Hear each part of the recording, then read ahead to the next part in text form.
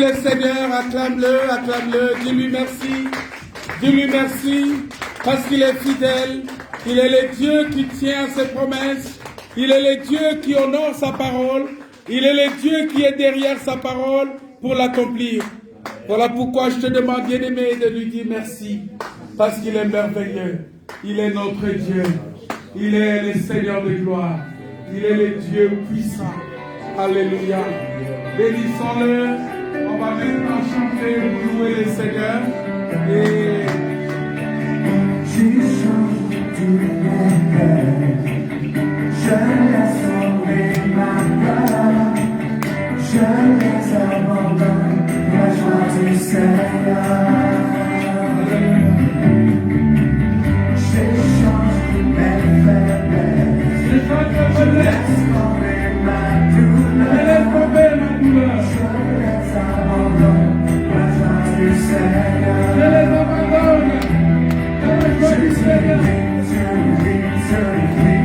Alléluia.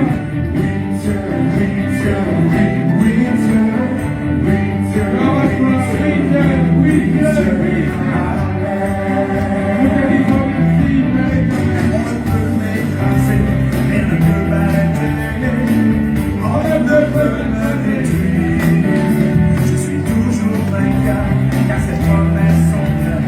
Sa joie remplit toujours mon cœur. Même si la tristesse remplit la nuit, sa joie illumine chaque matin. J'échange toutes mes peines, je laisse tomber ma peur, je les abandonne pour la joie du Seigneur. J'échange toutes mes faiblesses, je laisse tomber ma douleur, je les abandonne pour la joie du Seigneur. Je dis oui Dieu, oui Dieu, oui Dieu, oui Dieu, oui Dieu, oui Dieu, oui Dieu, oui Dieu, oui Dieu, amen. Je dis oui Dieu, oui Dieu, oui Dieu, oui Dieu, oui Dieu, oui Dieu, oui Dieu, oui Dieu, oui Dieu, amen.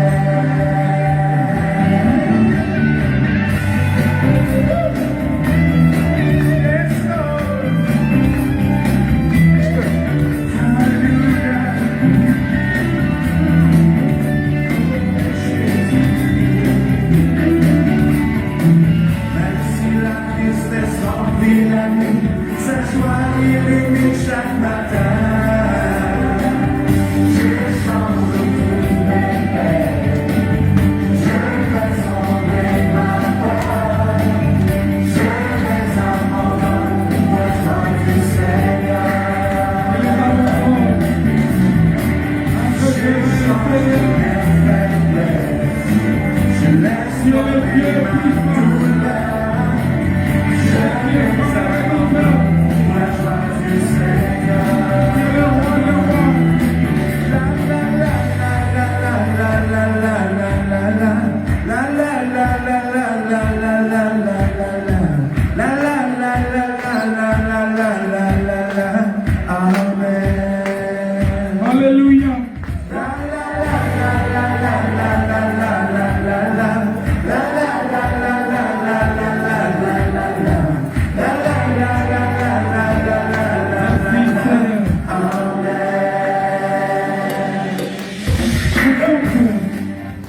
J'aimerais que tu acclames le Seigneur. J'aimerais vraiment que tu acclames le Seigneur de la bonne manière. Parce que si quelqu'un sait que Dieu reste pas. Est-ce que tu sais que Dieu t'a protégé cette semaine? Amen. Pendant que tu étais au volant, c'est Dieu qui t'a gardé. Et Dieu t'a ramené en paix dans ta famille et tu es content. Amen. Oui, mais il faut dire merci à Dieu. Est-ce qu'on peut acclamer les Seigneurs du Nathalie, est-ce qu'on peut rendre grâce à Dieu pour cette fille? Bien, bien, bien. Je bénis le Seigneur pour cette fille. Vous savez pourquoi? Amen. La semaine, elle avait une cheville tordue. enflée, elle ne pouvait pas marcher. Et son père m'a appelé, son père a pleuré, il est allé aux urgences, c'était très difficile. Il est resté aux urgences tard dans la nuit, j'ai dit, le Seigneur va redresser sa cheville. Amen. J'ai prié, je lui ai dit, sa cheville va être redressée. Amen. Le médecin ne savait pas qu'est-ce qu'il faut faire. J'ai dit, ça va se redresser. Amen. Et il avait le béquille, il ne pouvait pas marcher. J'ai dit, elle va jeter les béquilles, elle va marcher, elle va venir au culte. C'était comme de la blague. Et là, voilà, elle est là. Alléluia. Amen. Bénissons le Seigneur. C'est une fille qui aime le Seigneur. Vous savez, elle aime beaucoup le Seigneur. Cette fille-là. Et je vois ce que Dieu fait dans la famille de ses frères. Jaonex, j'ai dit, Dieu est extraordinaire. Amen. Vous savez, c'est ce que je vous dis toujours. À chaque fois qu'on prie, quand on dit quelque chose, cette chose doit s'accomplir. On n'a pas besoin de faire des publicités pour ça. Nous, on ne fait jamais de publicité pour ce que Dieu fait. Amen. Mais nous croyons que Dieu est puissant. Amen. Moi, je crois ça comme ça. Est-ce que tu crois comme moi? Amen. Alléluia. Amen. Je sais qu'il y a trop de grippe ces derniers temps. Je vais prier maintenant. Parce que même moi-même, je tousse, mais je vais prier. Amen. Et si tu as ça, ça va disparaître. Amen. Alléluia. J'aimerais vraiment que tu comprennes que Dieu est capable de te rétablir maintenant. Amen. Il est capable de te guérir maintenant. Amen. Il est capable de faire quelque chose dans ta vie maintenant. Amen. Seigneur notre Père. Frère Gilles, tu viens, on va prier avec toi. Je vais prier avec ses frères parce que tu vas élever ta main, tu vas prier sur les gens, tu vas les recommander entre les mains du Seigneur. Tu vas proclamer la guérison et le Seigneur va agir. Je crois que le Seigneur va agir. Est-ce que vous croyez? Élevez vos mains vers le Seigneur et recevez la guérison que le frère Gilles va vous transmettre par la puissance du Saint-Esprit. Au nom de Jésus. Proclame la guérison, frère. Au nom de Jésus. Père éternel, merci. Dieu Tout-Puissant, Alléluia. Créateur du ciel et de la terre. Oui, Seigneur, Dieu Tout-Puissant, c'est toi qui fais toutes choses. Seigneur, c'est toi qui détiens la clé de toutes choses. C'est toi qui détiens la clé de toutes choses, Seigneur. Manifeste ta puissance et ta gloire, Seigneur Jésus, sur tous ceux qui sont malades, tous ceux qui souffrent, Seigneur Jésus. Seigneur Jésus, c'est toi qui as délivré cette maman dans une synagogue, elle était captive du pouvoir du diable pendant 18 ans, Seigneur. Tu es capable de délivrer tous ceux qui sont malades. Alléluia. Tous ceux qui sont attachés par le problème, tout type de maladie incurable. Au nom de Jésus. Tu es capable de le faire, Seigneur Jésus. Au nom de C'est Jésus. pas moi qui guéris, mais c'est toi, Jésus. Alléluia. Que ton nom soit sanctifié, Seigneur. Alléluia. Amen. Merci, Seigneur. Merci, notre Père. Merci, notre Dieu. Tu as dit qu'en ton nom, nous imposerons les mains aux malades. Et les malades seront guéris. Amen. Merci, Seigneur, pour ta main puissante. Au nom de Jésus. Amen. Amen. J'aimerais que vous acclamiez le Seigneur. Notre Dieu, il est puissant. Il est grand, il est redoutable. Il est Dieu. Il est le Dieu de toute éternité. C'est lui qui a permis que nous puissions nous retrouver maintenant. Alléluia. Amen. Est-ce que vous savez que Dieu est merveilleux? J'aimerais que tu dises à ton voisin ou à ta voisine que Dieu est merveilleux. Et peut-être par l'occasion, saluez-vous les uns les autres. Vous avez le temps de poser la question, de lui demander son nom. Saluez-vous les uns les autres. Et vous avez le temps de demander.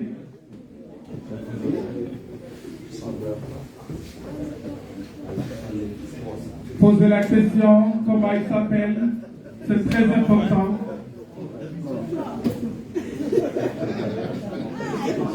Alléluia.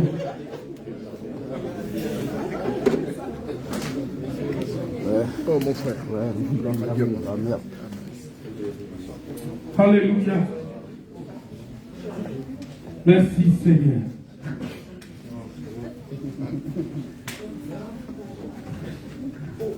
Merci Jésus.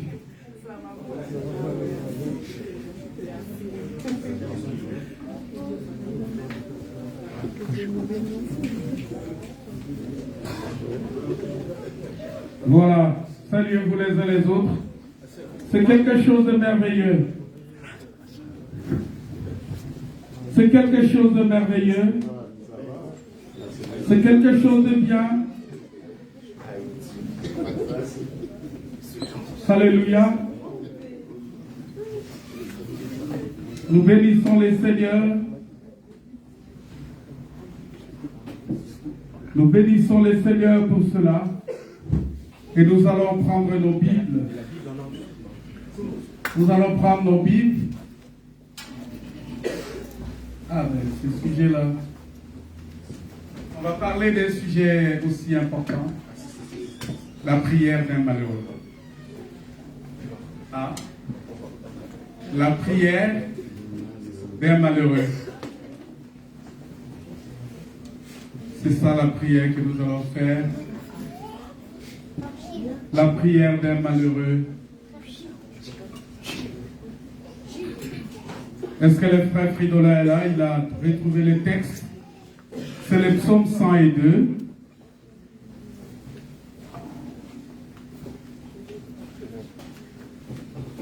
Prière d'un malheureux. Ah, mais c'est ce qui est dit dans la Bible, c'est pas moi qui ai dit ça. Amen. C'est dit comme ça dans la Bible. Le frère Fridola, s'il l'a retrouvé, il va nous lire le texte. Disons,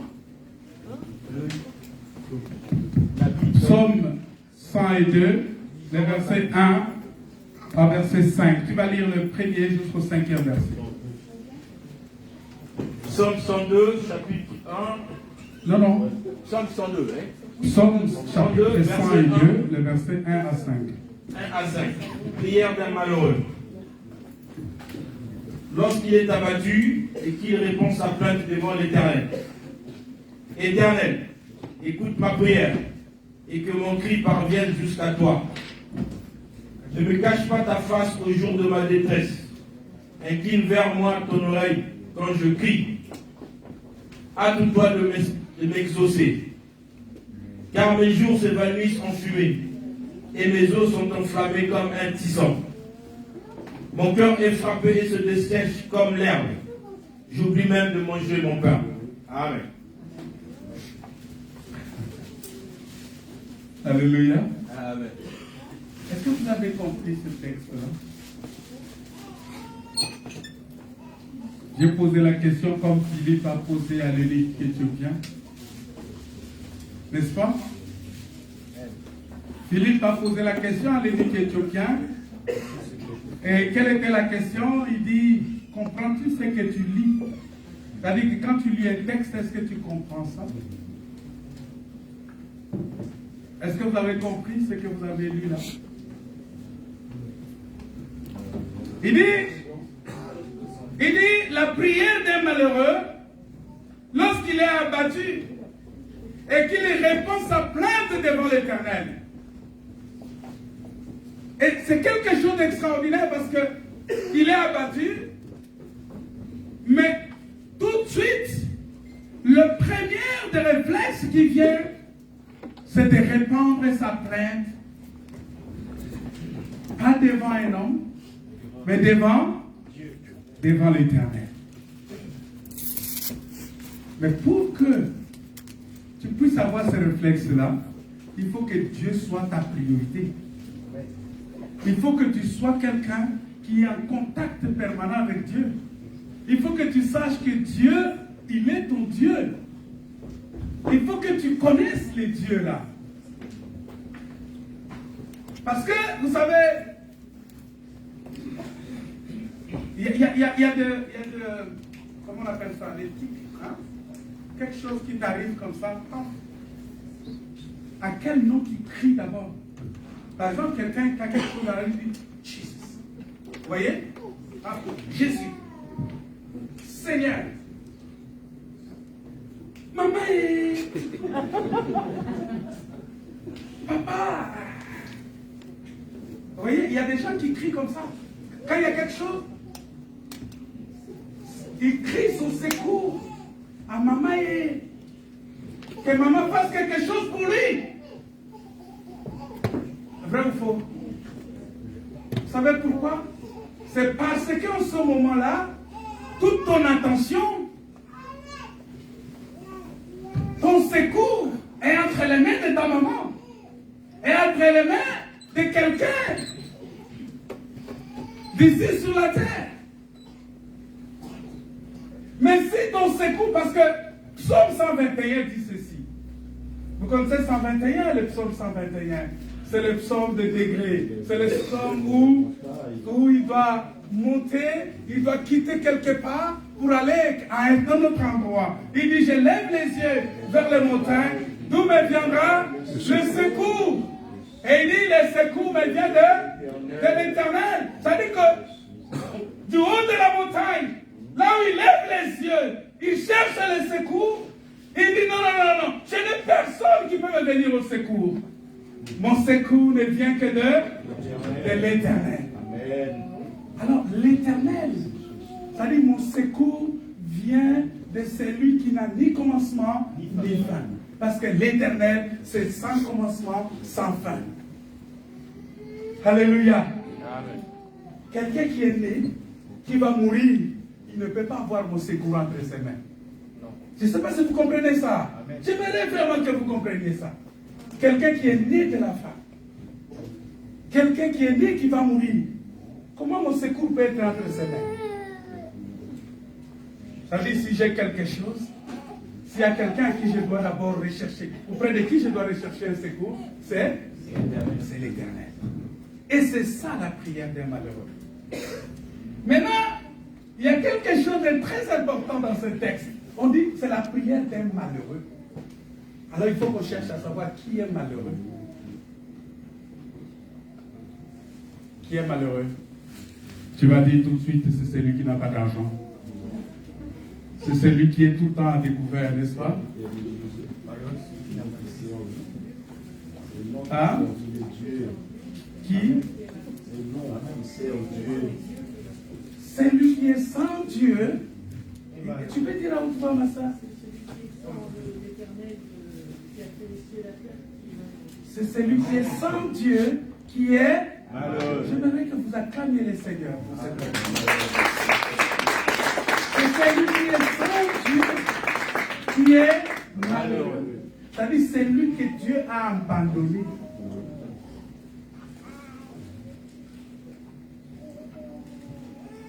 Celui que Dieu a abandonné. Ou celui qui a abandonné l'Éternel. Il est malheureux. On va voir dans les deux sens. J'aimerais vraiment, parce que je veux qu'on aille pédagogiquement. Et c'est comme ça qu'on enseigne. Et c'est comme ça qu'on doit parler de la parole de Dieu. Comme je vous ai toujours dit, ici c'est la parole de Dieu, rien que la parole de Dieu. Alléluia. Amen. Ici on ne vient pas pour faire des shows, faire des... Non, ici c'est pour la parole, pour les enseignements et les enseignements. Voilà, donc, on dit celui qui n'a pas la parole, celui qui n'a pas Dieu, c'est celui-là qui est malheureux. Vous savez qui est le premier malheureux de la création, depuis la création jusqu'à aujourd'hui? Adam. Adam est le premier malheureux. Vous savez à quel moment Adam est devenu malheureux? Quand il a mangé le fruit. Parce que quand il était dans le jardin, il était heureux. Même quand il a... Vous savez, je vais vous dire quelque chose. Quand Adam, Dieu l'a endormi. Oh Dieu, il est merveilleux. Dieu a endormi Adam. Il a dit, Adam, tu vas dormir. Adam devrait dormir. Et c'est Dieu qui l'a endormi. Et quand Dieu l'a endormi, Dieu va l'opérer. Et Dieu va sortir une côte de l'homme. Et Dieu va fabriquer une femme, va créer une femme avec la côte de l'homme. Ma sœur, toi qui viens du milieu ici, il faut reconnaître ça quand même. Mais je vais vous dire quelque chose, vous savez, je vais vous dire quelque chose d'extraordinaire. Mes frères, nous devons respecter nos sœurs. Les mamans, nous devons les respecter. J'aimerais vraiment qu'on acclame beaucoup pour nos sœurs qui ont des enfants. Acclamons le Seigneur. Tous les sœurs qui ont des enfants. Acclamons le Seigneur pour les sœurs là. Nous devons respecter les mamans. J'aimerais qu'on respecte les mamans. Vous savez, c'est pas facile. J'ai réfléchi sur ça. C'est pour moi, c'est tout un enseignement. La sœur Rebecca est en train de sourire parce qu'elle sait de quoi je vais dire maintenant. Vous savez, les mamans, elles se réveillent le matin. Elles se réveillent le matin, elles doivent s'assurer que les enfants ont des couches bien enlevées et ils sont nettoyés. Ils doivent, déjà, avant de tout, ils doivent arranger les enfants. Après avoir arrangé les enfants, ils doivent courir rapidement à la cuisine. S'assurer que la cuisine est propre. Parce que, écoutez, je vais dire ça encore. Il y a beaucoup d'enfants ici qui n'aident pas leurs parents à la maison. Qui ne savent pas faire des vaisselles à la maison.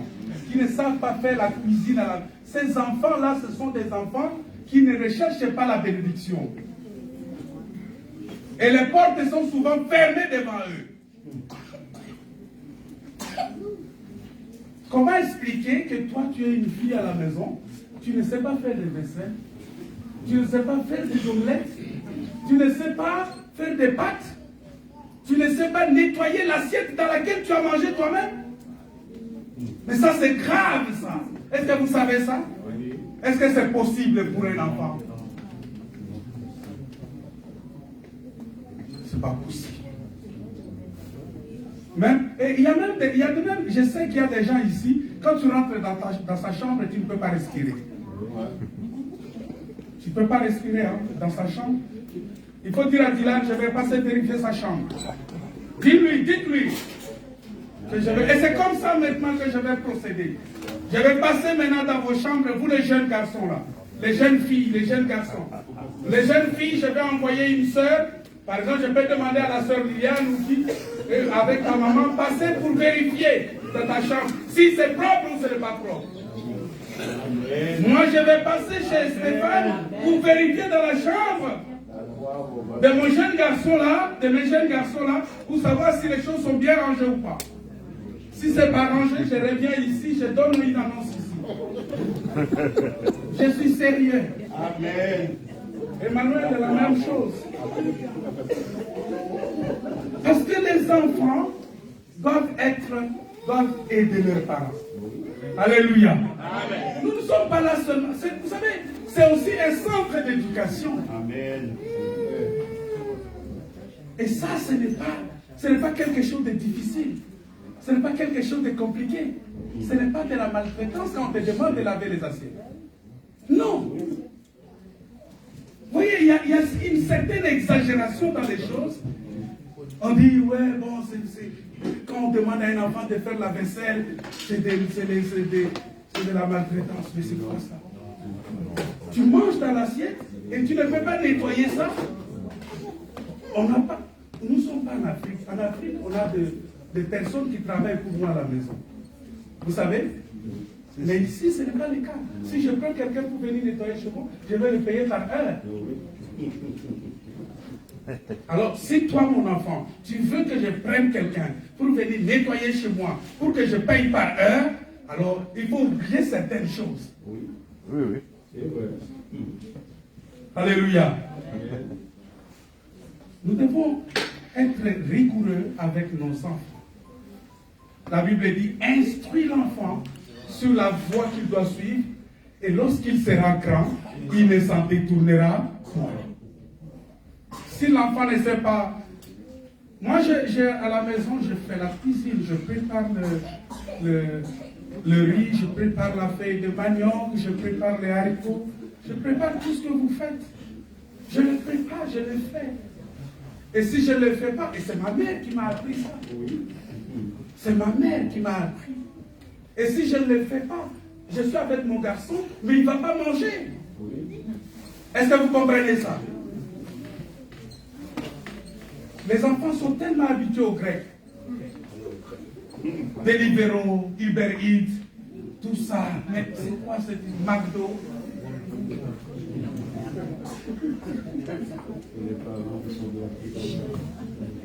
Parents, aimez vos enfants. Alléluia. Parents, aimez vos enfants. Que Dieu vous bénisse. Alors, je dis ceci. Dieu, lorsqu'il lorsque Adam était dans le jardin d'Éden, Adam était heureux.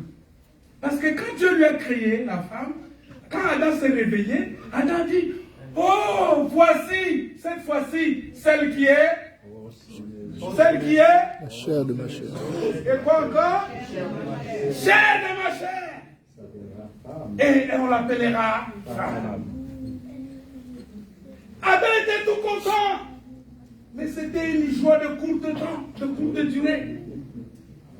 Parce que quand Adam va commettre le péché, quand Ève va manger l'arbre et va donner à Adam, Adam va changer la parole, va changer de version. Va dire, Seigneur, la femme que tu m'as donné les fruits là et j'ai mangé. Et je suis malheureux. Parce qu'il commençait à se cacher. Vous savez, quelqu'un qui est malheureux, il se cache. Toujours. Il s'est caché parce qu'il a découvert qu'il était nu. Avant, il était nu, mais il ne savait pas qu'il était nu. Parce qu'il était revêtu de la gloire. Amen. Alléluia. Les vêtements qu'Adam portait dans le jardin, c'était la gloire. Amen. Et lorsqu'on est revêtu de la gloire, on ne peut pas voir la nudité. Amen. La nudité, c'est le péché. La nudité, c'est les mauvaises choses.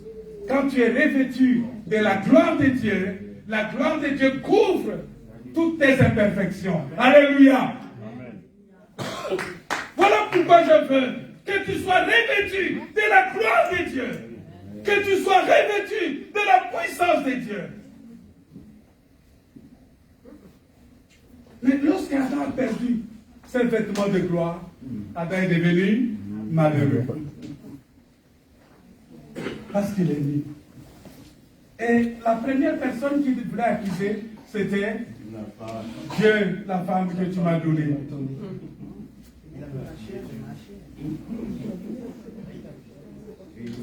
Et pourtant, c'est la chair de sa chair. Et pourtant, il était content de dire, oh, alléluia, on se maison, alléluia, chair de ma chair. Ces jours-là, on a chanté. Comme on le fait souvent, vous savez, les jours de mariage, les gens chantent souvent. La sœur porte une longue robe. Los de maison, la chair de ma chair. Et les gens sont contents. La sœur va dire, oh, aujourd'hui c'est mon jour. Le frère est là, il bombe un peu, il sourit un peu doucement. Tout ça, il est très content parce qu'il a beaucoup de gens qui sont là pour lui. Vous voyez, c'est des jours d'honneur. Mais lorsque le péché est entré, la Bible dit que l'homme est devenu malheureux. Bien aimé, le péché nous rend malheureux. Le péché nous rend malheureux.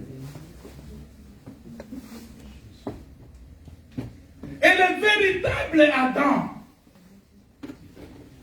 véritable Adam qui est devenu malheureux, vous le connaissez? C'est Jésus-Christ. À quel moment il est devenu malheureux? Parce que Jésus, quand il est né, il était le plus beau. La Bible dit il est le plus beau, le Fils de l'homme. C'est Ésaïe 45 qui dit ça. Il est le plus beau, le Fils de l'homme. Il était le plus beau, ce garçon. Beau. Mais, quelqu'un qui est beau, Ésaïe 53 vient dire qu'il est défiguré.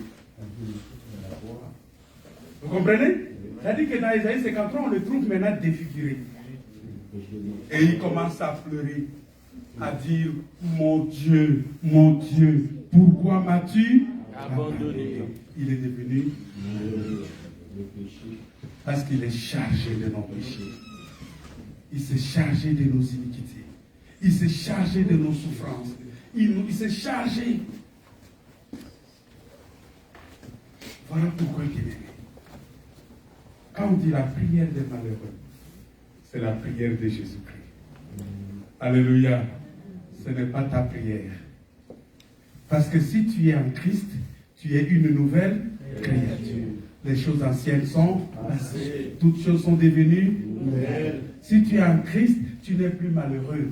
Parce que la Bible dit, heureux ceux qui sont en Christ. Tu es heureux, tu es un homme heureux. Tous ceux qui sont en Christ aujourd'hui sont heureux. Ils ne sont pas malheureux. Parce que Christ a été déjà malheureux pour nous. Amen. Alléluia. Amen.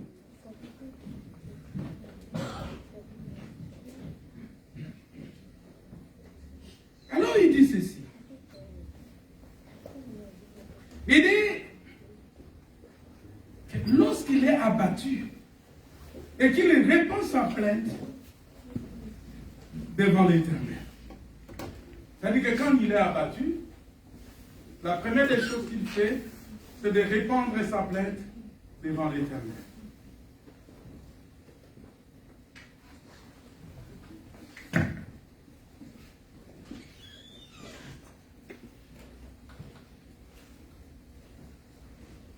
Bien-aimé, si Jésus a été abandonné pour un temps sur la croix par le Père,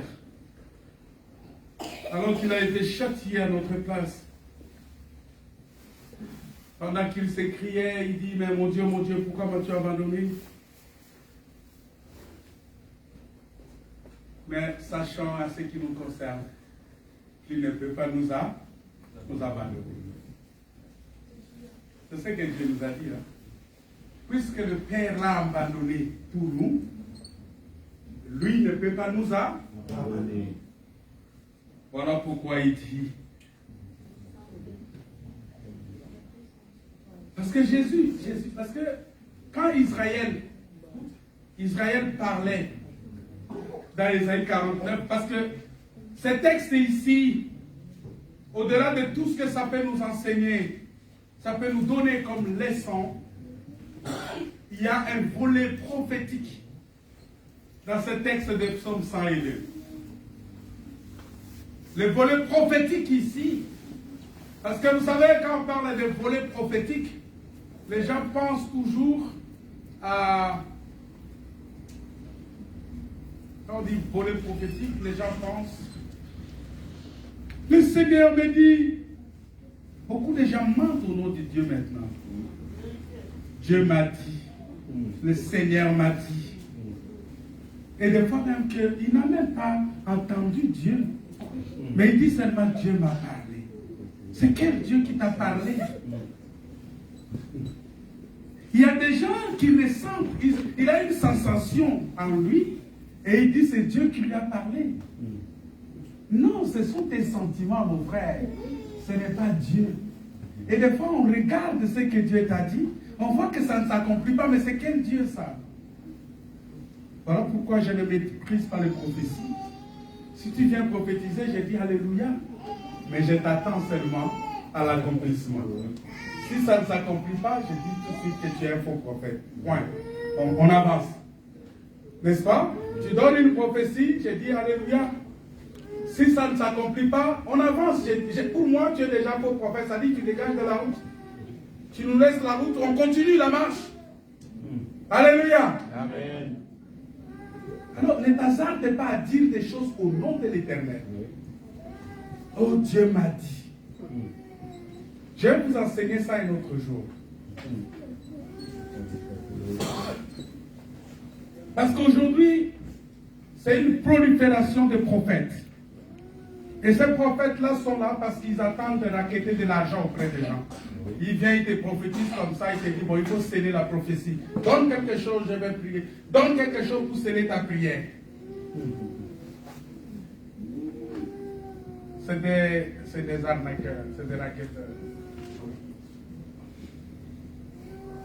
Un pasteur ne peut pas faire payer la prière. Alléluia. Amen. Tu ne peux pas demander de l'argent pour la prière. Ou bien sceller. Hein? Viens avec une bonne enveloppe d'offrande là. Ma soeur, si bien quelqu'un te dit ça, il faut lui déclarer seulement au nom de Jésus. Éloigne-toi de moi. Amen. Et tu avances. Ça dit, tu les sors de ta route. Tu avances. Alléluia. Amen. Il y a des gens comme ça. Quelqu'un fait des choses comme ça. Dégage-les seulement de ta route. Et toi, tu avances. Il ne faut pas t'arrêter à cause de lui. Parce que beaucoup se sont arrêtés à cause des pasteurs, des faux pasteurs comme ça. Parce que quand ils ont rencontré des déceptions, des problèmes, des difficultés comme ça, ils se sont refroidis, ils sont restés à la maison, Ils disent, bon, ça ne sert plus à rien d'aller prier. Non, dégage seulement cette personne-là devant toi et toi, tu avances. Tu vas trouver un autre pasteur là qui va te conduire. Si ce pasteur-là se méconduit, dégage-le devant toi. Toi, tu avances. Est-ce que vous comprenez? Amen.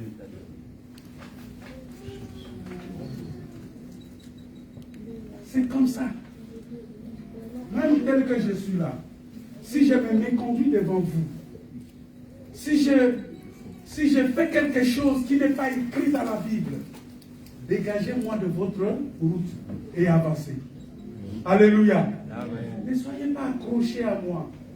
Soyez accrochés à la parole. Amen.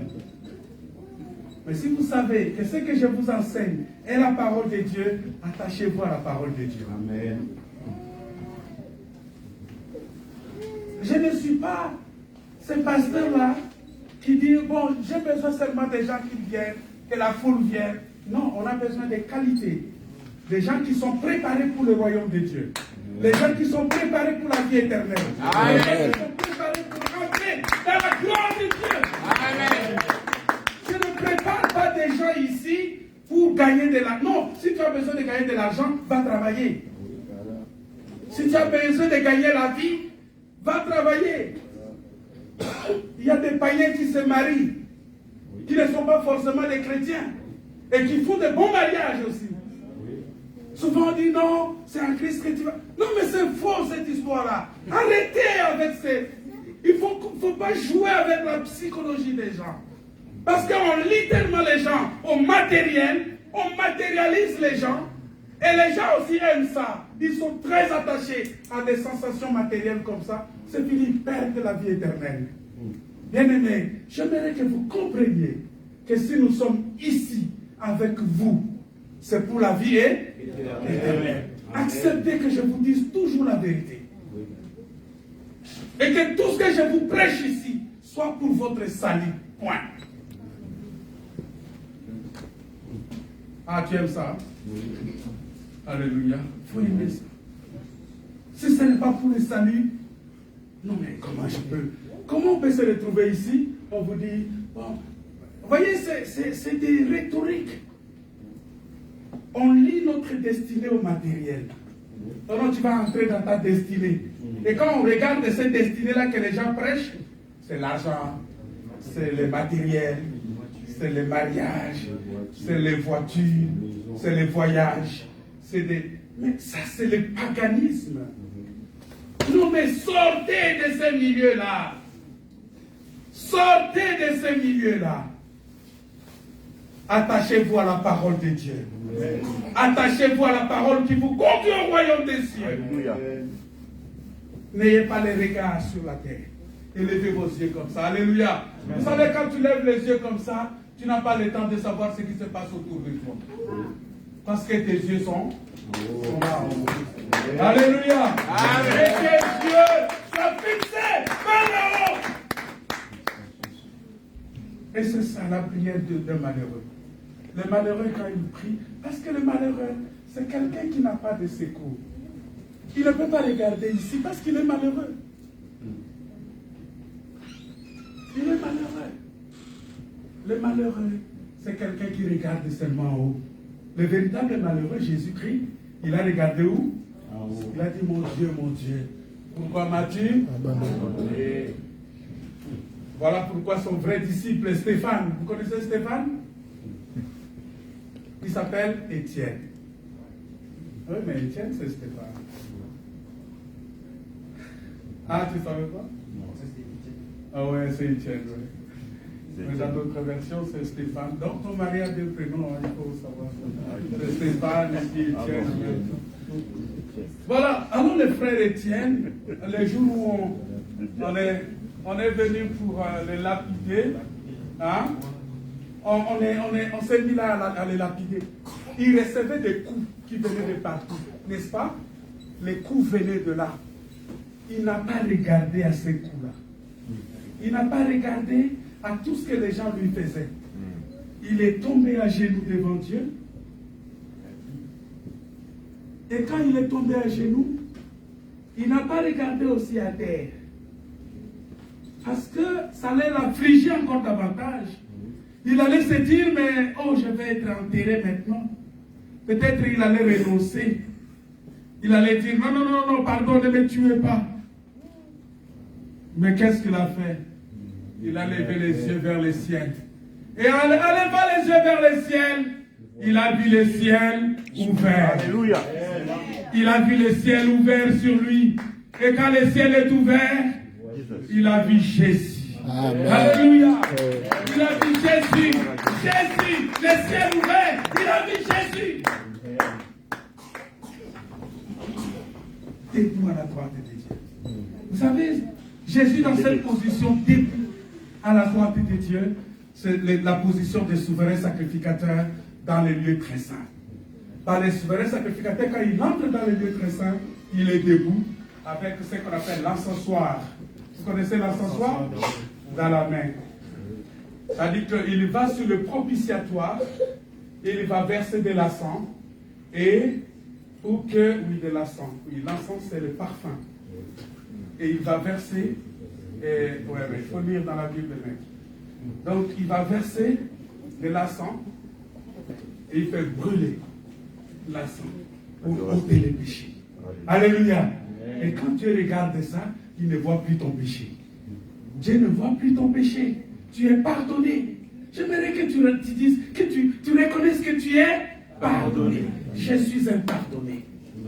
Parce que si c'était de par moi-même, je ne pourrais pas. Seigneur, tu m'as pardonné. Alors je dois aussi pardonner aux autres. Alléluia. Amen. C'est pourquoi il ne faut pas avoir de problème dans le cœur. Il faut pardonner.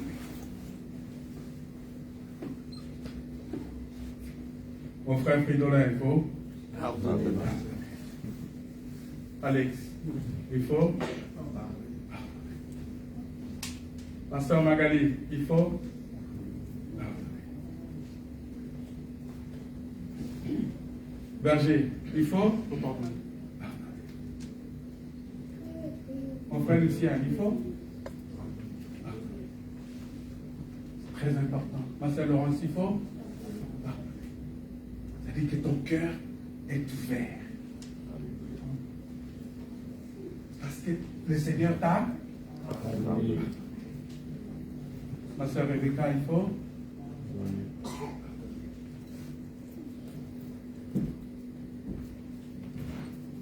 Alléluia.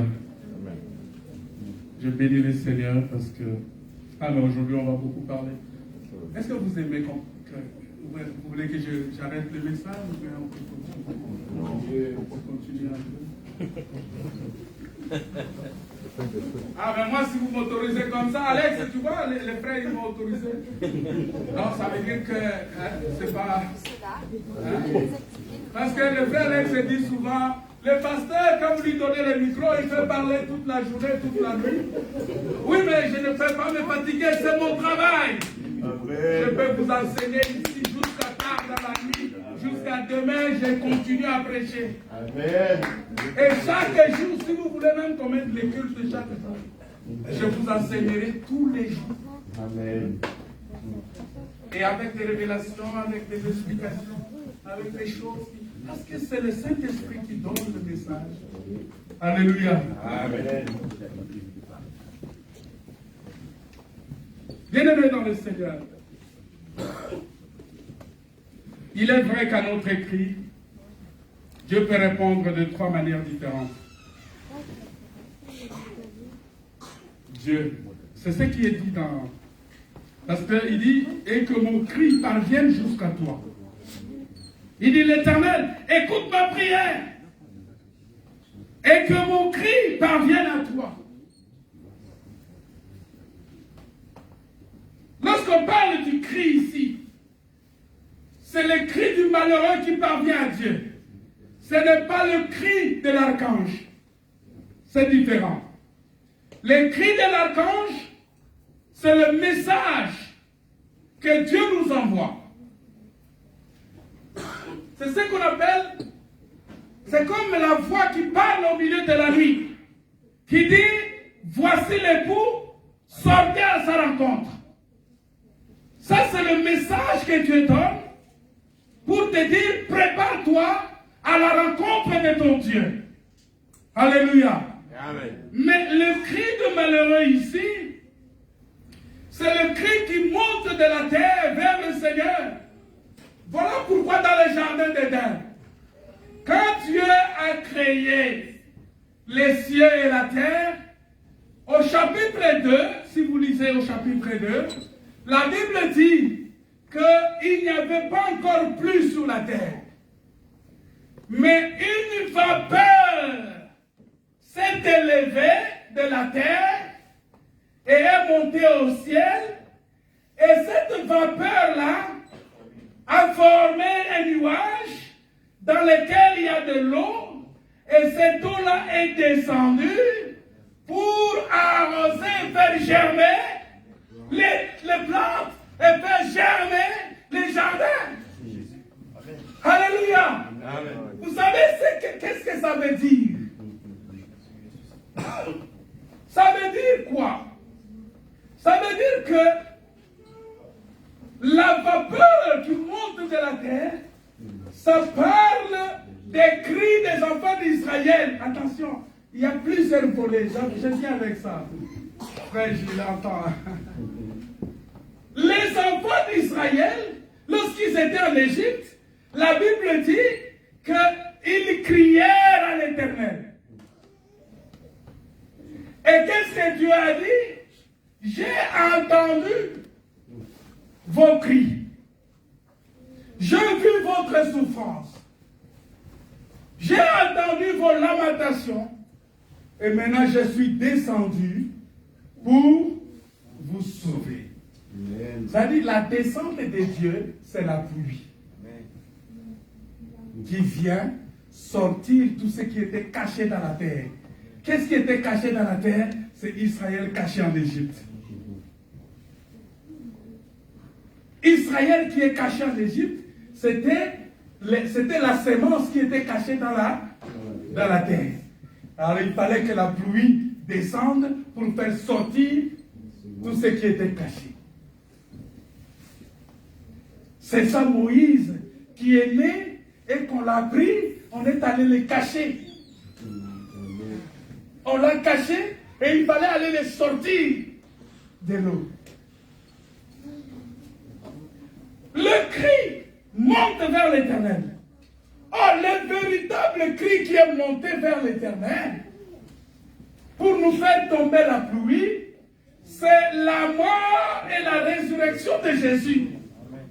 Parce que quand Jésus est mort et Jésus est ressuscité, c'était le parfum qui est sorti de lieu saint. Parce que si vous regardez le tabernacle, vous allez voir que dans le lieu saint, il y avait l'autel du parfum.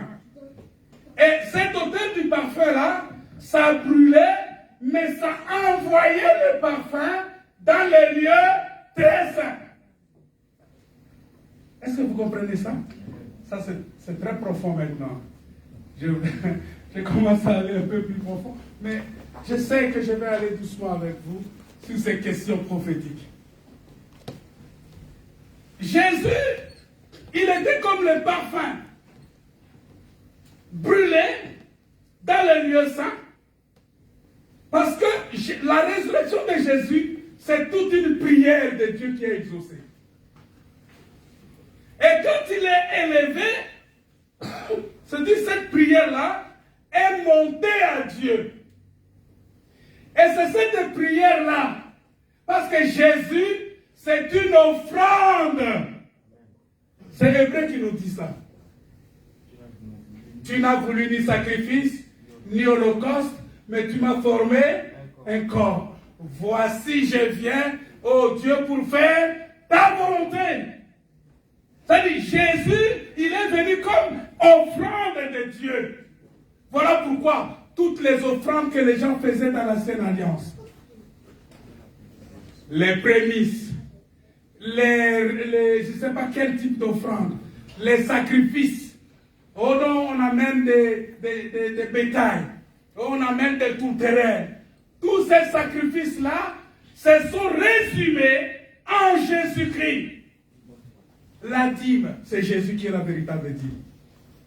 Voilà pourquoi aujourd'hui je vous dis qu'il est important pour un enfant de Dieu de donner selon qu'il a résolu à son cœur.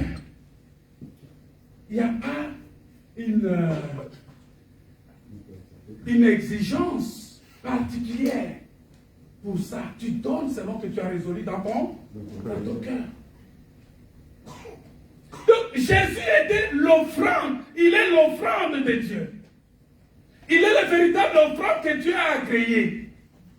Et comme il est monté comme une offrande, il est redescendu comme une pluie qui est le Saint-Esprit.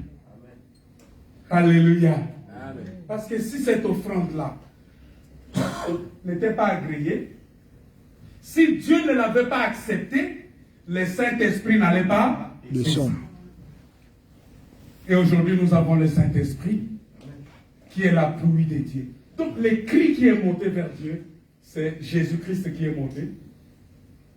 Et le cri qui est venu de Dieu, c'est la pluie qui est descendue. Vous comprenez? Nous devons être heureux, c'est pourquoi il faut accepter, il faut rechercher le Saint-Esprit. Parce que la Bible dit, lorsque le Saint-Esprit viendra, il vous enseignera toutes choses. Il prendra de ce qui est à moi et il vous le dira. Il vous donnera, il vous parlera de moi. Le Saint-Esprit parle, le Saint-Esprit agit, le Saint-Esprit guérit, le Saint-Esprit console, le Saint-Esprit renouvelle, le Saint-Esprit agit par beaucoup de choses en nous. Sans le Saint-Esprit, nous ne sommes rien. Alléluia. Amen. J'aimerais que tu dises ça. Sans le Saint-Esprit, je ne suis rien. Sans le Saint-Esprit, je ne suis rien. Alléluia. Voilà pourquoi il est important pour nous. Alors Dieu peut répondre. Dieu peut répondre à nos cris de trois manières. Il peut dire oui, je te délivre maintenant. Maintenant. C'est-à-dire que quand tu cries maintenant, il descend, il agit maintenant. Ou bien il dira, non, car j'ai en vue pour toi quelque chose de meilleur auprès de moi.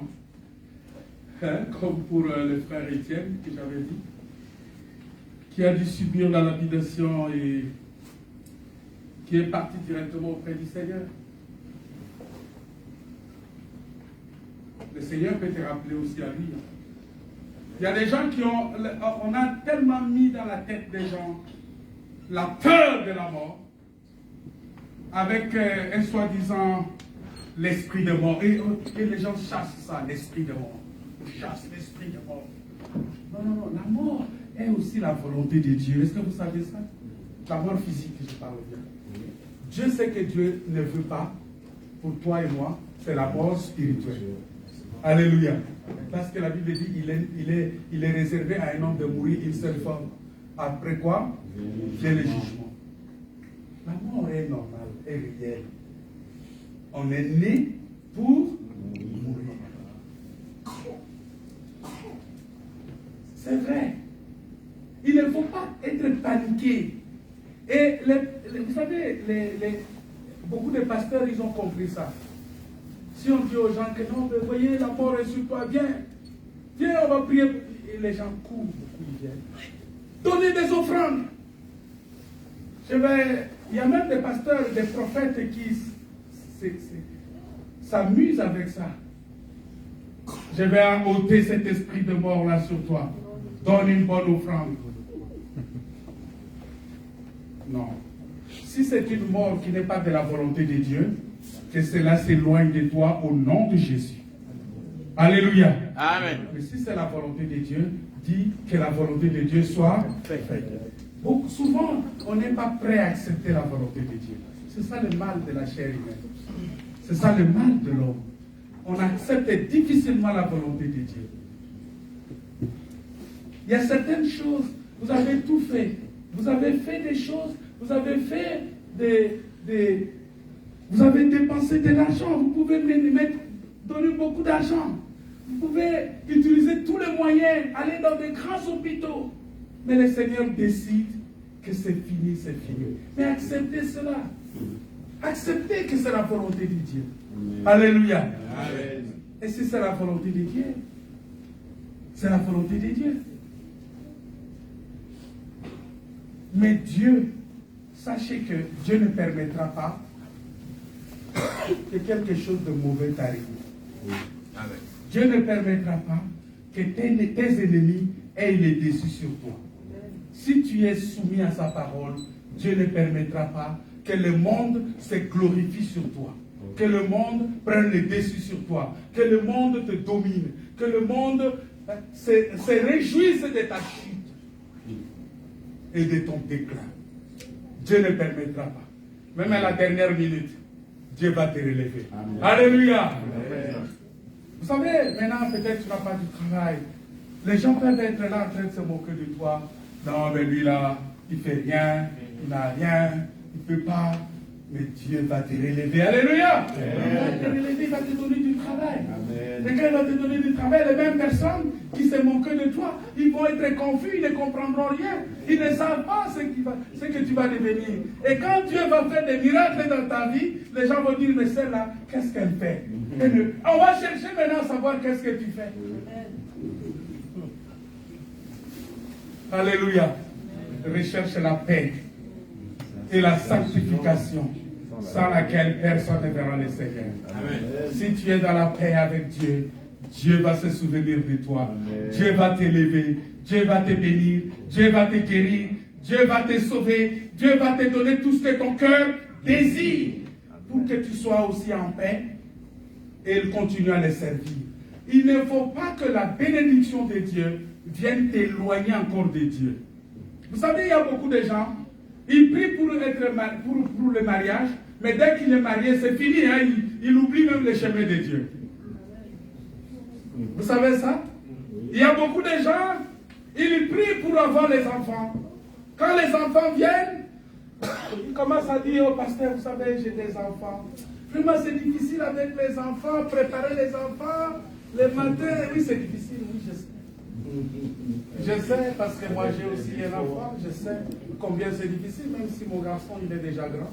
Mais c'est difficile, c'est pas facile pour ma soeur Shirley, avec les petits garçons là, les préparer, les apprêter, leur donner à manger, s'assurer que tout le monde est au pas, pour être à l'heure aussi à l'église, ce n'est pas facile.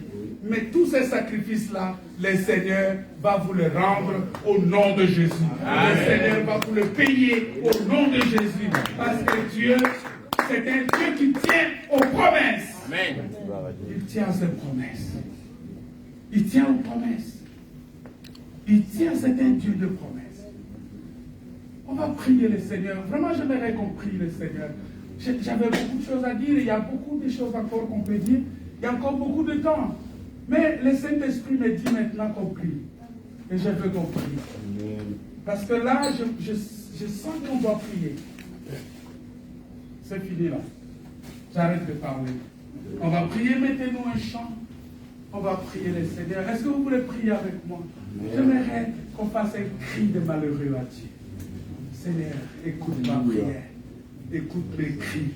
Écoute les cris de ta fille. Écoute les cris de ton fils. Écoute les cris de tout un chacun. Quel est ton cri maintenant? Ô Saint-Esprit, je viens. Ah, tu es fidèle. Alléluia. Tu es fidèle. Fidèle. Fidèle. Fidèle à jamais.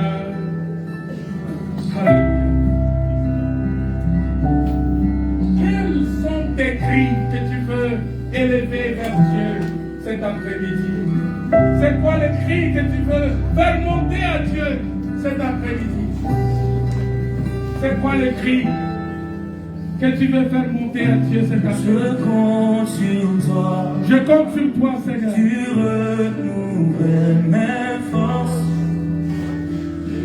Tes promesses sont vraies, ta parole ne faillit pas. Je reste ferme, car tu prends soin de moi, même dans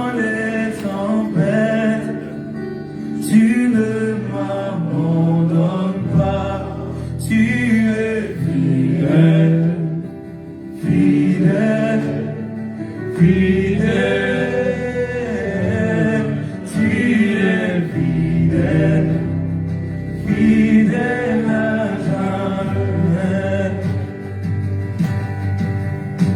Alléluia. Je compte sur toi, tu renouvelles mes forces, ta promesse sont vraies, ta parole ne faillit pas. Alors oui, je reste ferme, oh, car tu prends soin de moi, même dans les tempêtes.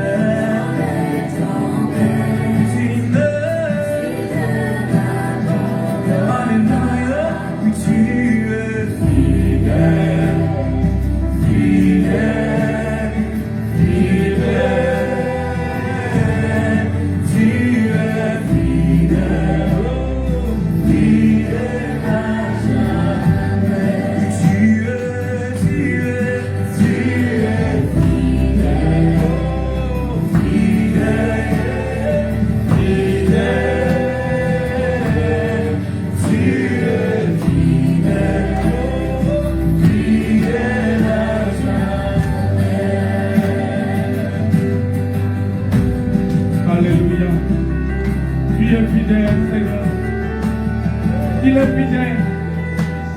Il est fidèle, ce Dieu-là. Il est fidèle, notre Père.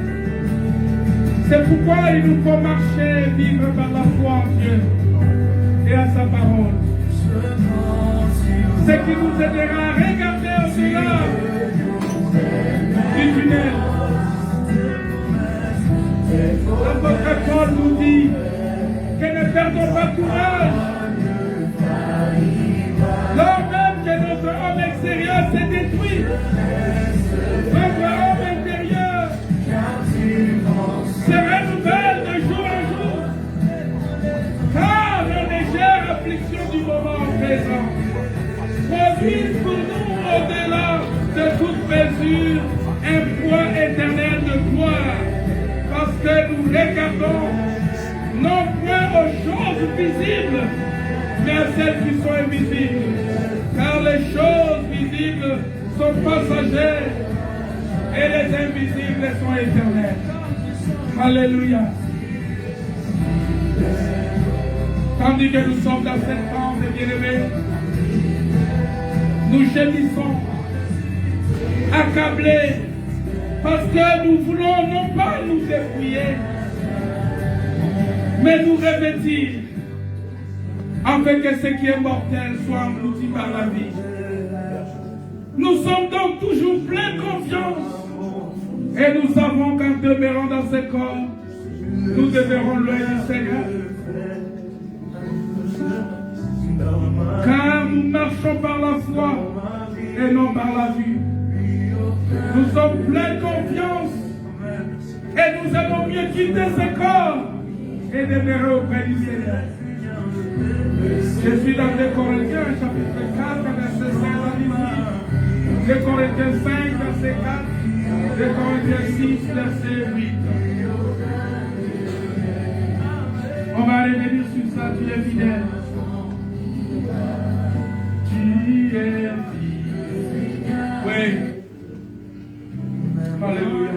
Je m'aimerais vraiment que tu dises que Seigneur, tu ne m'abandonnes pas. Tu ne m'abandonnes pas, Seigneur. Tu ne m'abandonnes pas, oh Dieu. Tu es fidèle, fidèle à jamais. Alléluia. Alléluia. Tu es fidèle. Je compte sur toi, Seigneur. Viens renouveler mes forces. Alléluia. Gloire à toi, Seigneur.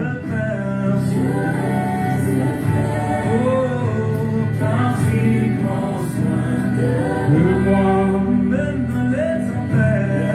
dans les tempêtes.